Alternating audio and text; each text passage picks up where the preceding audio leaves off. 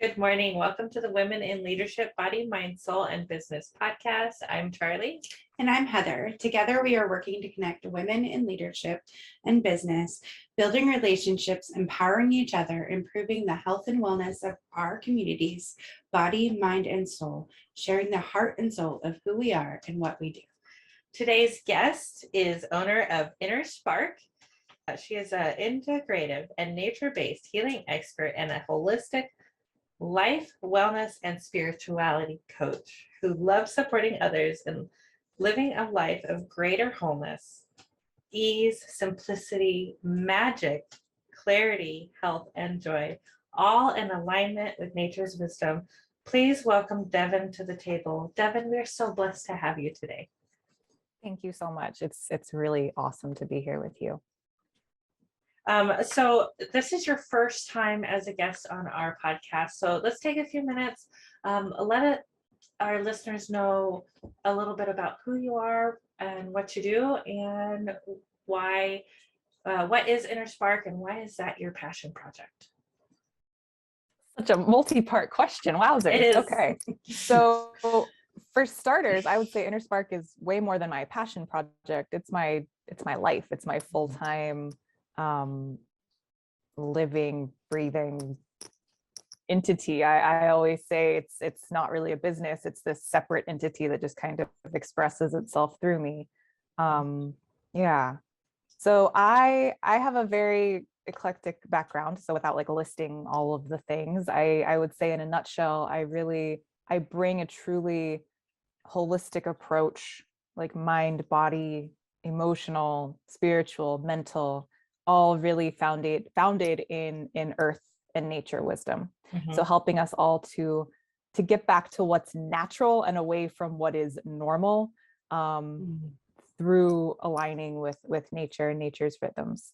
I work a lot with highly sensitive and introverted, empathic women who carry a lot of overwhelm and anxiety and disconnection from their body, from themselves, from their own internal guidance, from the mother, and really just help them to reconnect to all of that which is inside of them already. We've just gotten really good at overriding and ignoring all of those parts of ourselves because, for the last several thousand years, it's been sinful and shameful to do that. So really just bringing people back home to themselves.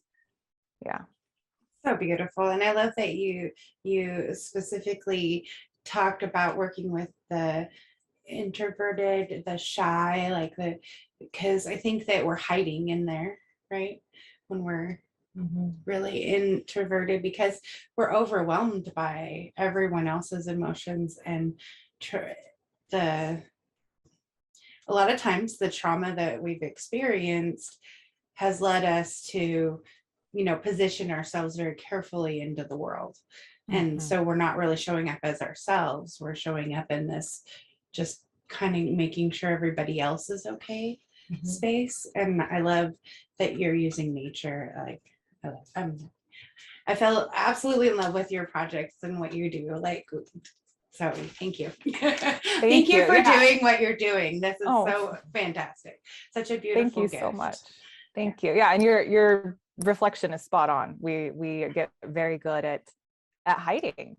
There's a lot of shame that we carry. And I always tell my clients, I'm like, I don't really care about who you think you have had to be, like all of those behaviors and those things that we do that are rooted in who we thought we had to be as a result of our trauma, as a result of wherever that programming came from. I'm really interested in who you actually are, and you get to be that. Like, it's okay, it's necessary, it's actually more than necessary. That's how we're going to find greater collective wholeness and healing for everybody and for the planet, is if we all really tap into who we are truly.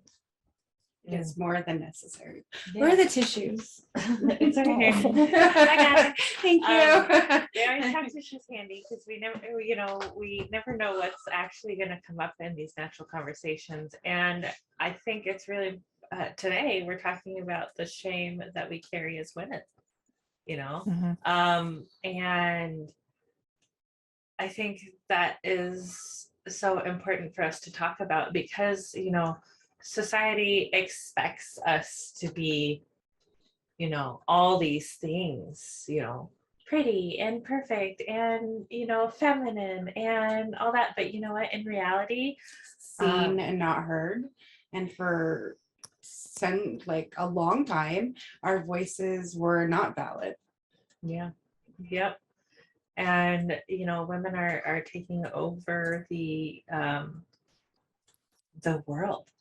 Well, we've In been running a lot it of ways. quietly in the background. Yeah. True. Right? But now it's like we're taking the next step forward, and what worked for corporate culture before Yeah. does not work for corporate culture anymore. That masculine energy of corporate culture, it doesn't, it's got to change, right? We've been working on alignment, right? And you have to have that balance. And I love that you work so in the feminine, because I think we've ignored it for so long, and we didn't think of success in a feminine way. Success was very masculine in how it's defined. Yeah. And it hasn't gotten us into a good place living that way and operating from a very hyper masculine, and I'd almost say, not even really an authentic masculine to me. Right. In my work, I use different words. So I've defined new concepts for us to think of these feminine and masculine Perfect. That's what I was just going to ask you. concepts. I was like, could you define that yeah, a little bit for us? in new and audience? different ways. Yeah. So feminine and masculine, they're great words, they're great concepts, but I think they come preloaded with a lot of stuff that gets in the way of us really appreciating what it is we're actually trying to say, like the subtlety of that. So I use the spiral and the triangle. So the spiral is naturally that more feminine essence. It's changing, it's constantly in flux, it's very expansive and spirally and wavy, it's cyclical, it's lunar.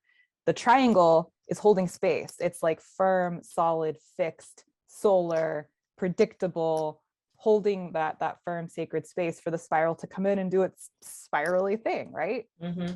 And I think that the masculine nowadays, and at least where we are now, it's this very power over and dominating and not holding space for anything to naturally occur. It's holding space so that it can control and dominate and get things to kind of bend and yield to its will. And we look at, like I said, where that's getting us. Well, the planet is rapidly declining in health. I'm sorry, I believe in climate change. Like, I don't know how you can't. Just take a look around.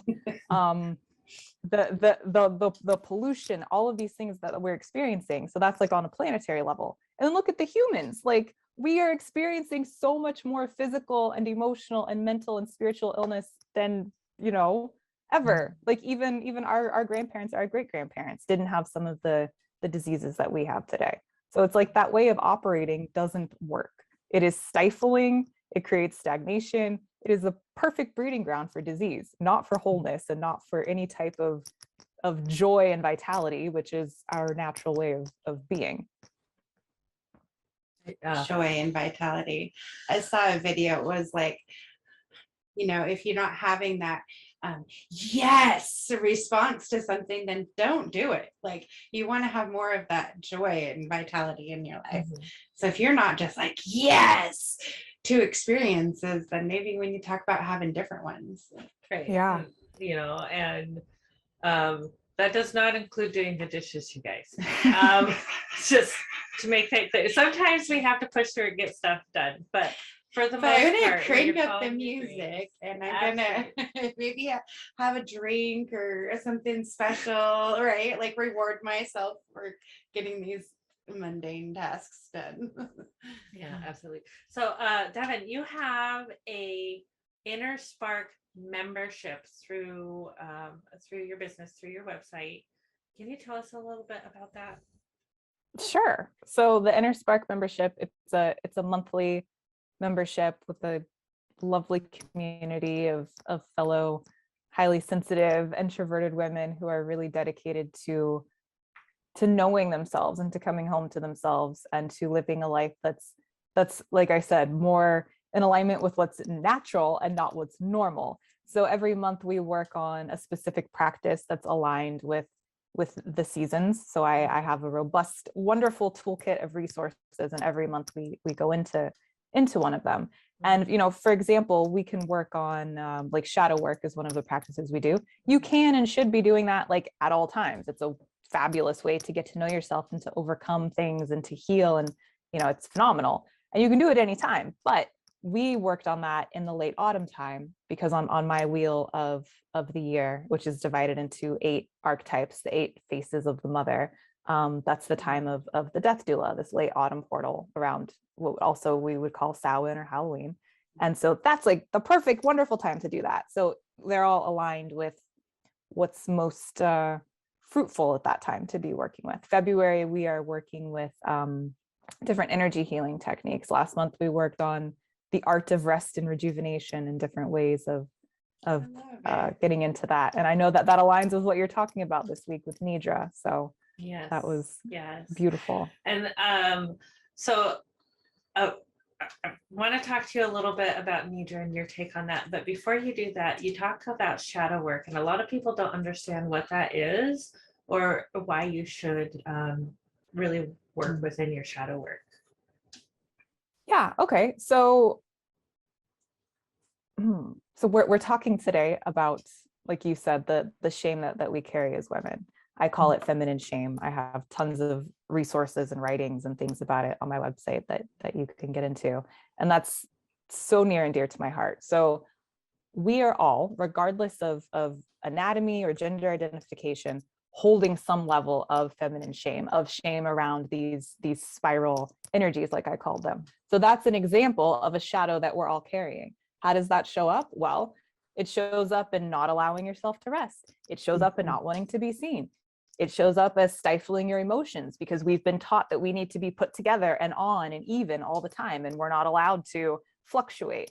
It shows up as a disordered relationship with body and with food because this is the source of nourishment, and we've been taught that like pleasure or being nourished is wrong. And so it's this battle between like what we've been told and what we know is right. So that's just an example of a way that a shadow can show up. Another way that a shadow can show up is having a reaction or a response to something that maybe doesn't necessarily fit the situation, right? So you were talking about dishes. Say you asked your partner to do the dishes and they didn't, and you just like blow the heck up. That doesn't necessarily match the situation. Like you might be really mad, but what else is going on? So it's a way of really getting to know yourself and unraveling some of these more hidden, subtle parts of yourself that might be running the show more than you would like for them to. And when we get in there and really address and be with these things in a very loving and compassionate way, truly so much can happen. Our physical bodies can heal. I was struggling with my cycle for so many years after going through something with my mother. Such a long story short, I have a podcast episode about it. As soon as I really got in there and dealt with it and kind of she's like here with me right now. She's not like in a body anymore, but at any time I start to talk about her, I'm like, oh, here she is. What does she have to share? What does she want to say? But being with these things, it just releases a tremendous amount of stress and tension in our bodies. And so that energy can go towards healing and repairs.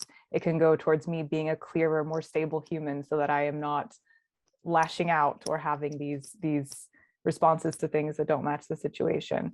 I think that a lot of times it gets this kind of big, scary rep because it's like shadow work, shadows, we don't go in the shadows.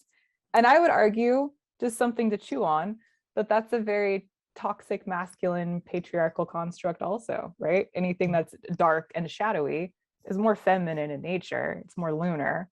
And so we've been taught that it's bad. We don't look at those things. We don't talk about our problems. We don't look at our problems. So just something to chew on. But it's not scary. It's not bad. It's loving. It is your way to wholeness and sovereignty, really, because it's you knowing yourself and taking responsibility for who and what you most want to be and create and have.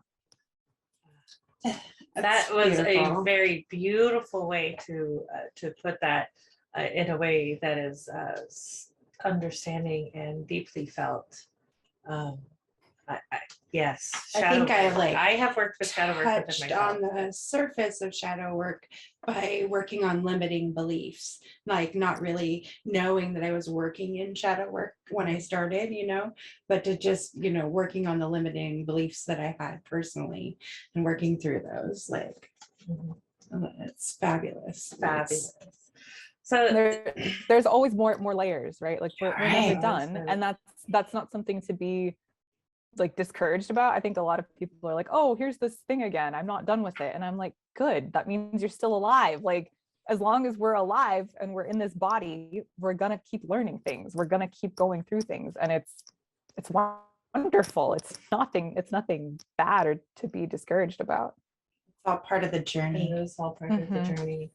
And so then the next thing I'd like to talk about is Nidra, sleep. What is your take on sleep? How can you, what is like one or two tools that we can use today to improve our Nidra, improve our sleep? And sleep does not necessarily mean sleep. It can also mean meditation, rest, those sorts of things. Yeah, Nidra is wonderful. I love that you guys study the sutras. I've been a student of yoga for like almost 20 years, and I just when I heard that you were doing this and when we connected, I was just like, oh, here's more serendipity for this union between us. Absolutely. So Nidra, this deep rest and restoration, which you're right, it absolutely doesn't just mean like the sleep that we do at night. You can be sleeping at night and still not be fully rejuvenated and restored. Nidra is like it's like an attitude. It's a mindset of rest and restoration. How can we go about things in a more peaceful and restful way? You can do the same task in two different ways, right? You can do it with a lot of rajas, so a lot of like activity and like angst and kind of like, or you can do it with more sattva, a lot more peace and a lot more rest. And so to improve that rest, to answer your question before I go down a rabbit hole, yoga nidra itself, the practice is like phenomenal. I highly recommend that to clients. That's a wonderful way to replenish your nervous system and to find deeper states of rest than most of us are able to at night when we're sleeping. And it can improve sleep long term and really improve functioning of every system of the body and every part of us, physically, emotionally, mentally, and spiritually. If that feels a little bit out of reach, for a lot of us, we're so wound up that the idea of being still to meditate or practice something like yin yoga or restorative yoga makes us want to jump out of our skin. I remember that part of my life, and it feels scary. It's like, you want me just to be still? Screw that, I can't do that. So just, I would say to those people, adopting that attitude of rest. Like, how can I do this exact same thing? How can I go about my day the exact same way, but with more of an attitude of rest? Where can I slow down? Where am I rushing? Where can I bring in more peace? And then a bonus tip, you asked for two, but I'll give you three. Routines, having some type of a daily practice. And that doesn't have to be rigid. It doesn't have to be taking you away from life. And I saw some posts the other day actually by Ali that was talking against daily routines. And I peacefully and lovingly disagree with that. I think that it's really important to have some type of triangle in place, some type of holding for ourselves so that we are able to spiral more beautifully. And when we have a really wonderful, simple routine, we can actually find deeper rest. Absolutely. And when you talk about it the way you do, it takes the toxic masculinity idea out of the situation. So if you are approaching your weeklies or daily schedules from this very rigid way, instead of it being a framework, I like, the difference in the mindset about it. Like, yeah, and I don't know anybody who goes about their day and it goes exactly as they planned it to go. Not one. Okay, if you can give me a day where you were able to have your plan ready to go and it went exactly as you expected it to. Nothing was thrown in the way. Go ahead and let me know because I want to give you a high five. Because, you know, we know that that doesn't happen on the regular. But I love this energy around looking at things from a different perspective, a softer perspective, a, you know, less rigid, more feminine, and what that looks like and feels like. And so thank you for sharing that absolute wisdom with us. All of Devon's information has been posted in the comments below. If you would like to get in touch with her directly, go ahead, head over to her website. Check out her podcast. Check her out. Join her community. Join our community. And you know, we'll be looking forward to having Devon back with us again. Real quick before we do the meditation, I think we should close with the meditation today. I wanted to touch on GABA, and it is something that you can supplement with. So part of my journey, I've lost 174 pounds, and I've been, so that's why I talk about like some of these things that we can supplement with, because I was very deficient when I first learned about how my body absorbs things. And I definitely had to find different ways to get nutrients in. And GABA is something you can supplement, but it's also something that your body makes naturally. And it helps you with the relaxation. So if you're having a hard time quieting your mind, it can help with, it's been known to help with anxiety and nervous energy, but that's what it does. It actually calms your brain so that it helps you go to sleep. So it's one of the tools your body uses to sleep. So we make it naturally, but you can also supplement it. So that was my quick nutrition of the day. That's my It nutrition. fit really good in there. I was like, yeah. Woo-hoo, perfect. Okay, and then we are gonna do our meditation. This week's meditation. Today's meditation is meditations from the mat. We're actually on day 28 today. If you're seated, sit nice and tall. If you're driving, please do not close your eyes.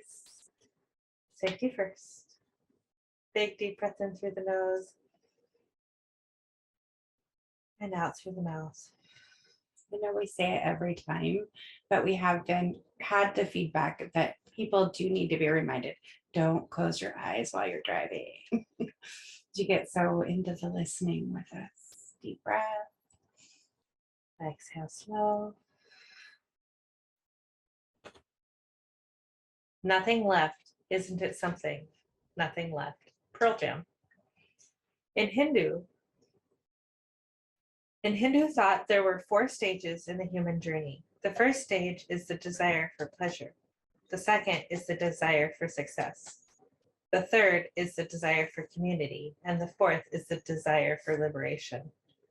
This progression is at once linear and nonlinear, for while they correspond to the different moments in a human lifespan, the 4 stages are also occurring all at once in every moment of our lives. The concept of these evolutionary stages is particularly useful to me as a yoga teacher living in the United States in the 21st century, because yoga is about getting unstuck, and our society is currently stuck in the search for success.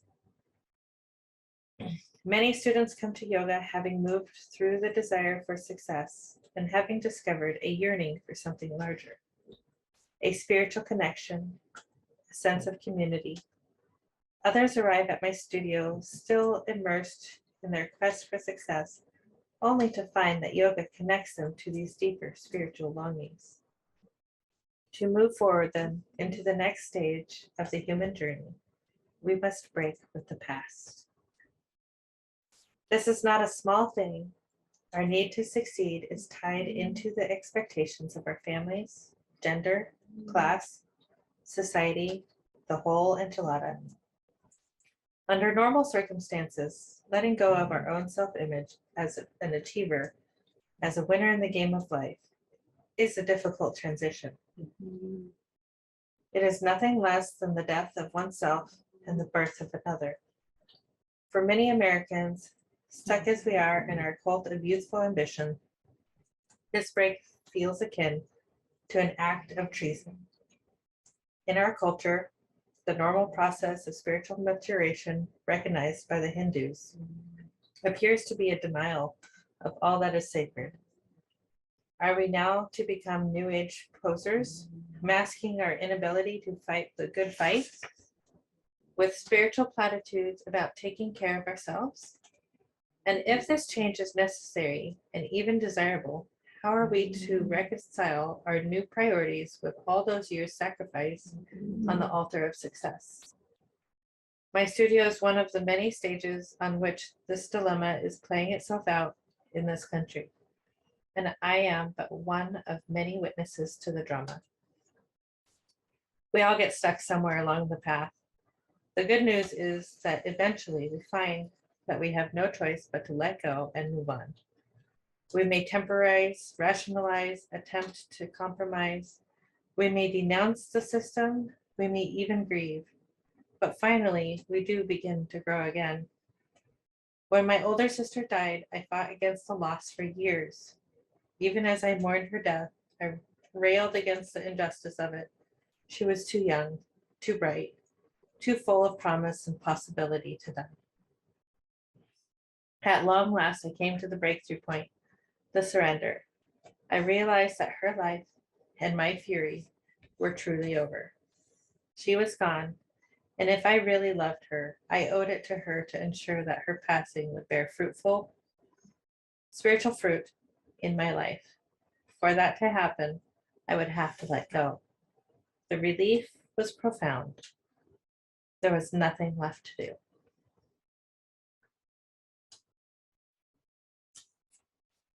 Take a couple breaths. I'm going to read that last little bit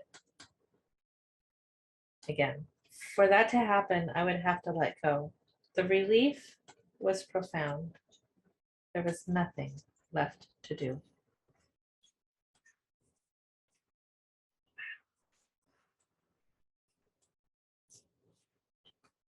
And now I have the Frozen song in my head, but that's okay. I won't sing it. I will refrain. Make sure you guys give yourself some rest this week. We are really looking forward to talking with some other speakers this week. We're just going to leave you guys with that nice, juicy little detail and invite you guys back for. I have a few things that came up for me. Oh, what came up for you? Because I think when we talk about holding on to something so tight and then letting it go, like there's this big relief. And I personally have the last few months let go of some things that I've been holding on to for years. Like that I have the whole life course has changed, but I'm still like tethered back here, like it's holding me back. And as soon as I let go, it was like I was projectiled. Like the force of letting go made me feel so much better. Like just experiencing that can really happen. So it's my testimony to it. Did anything come up for you, Devon?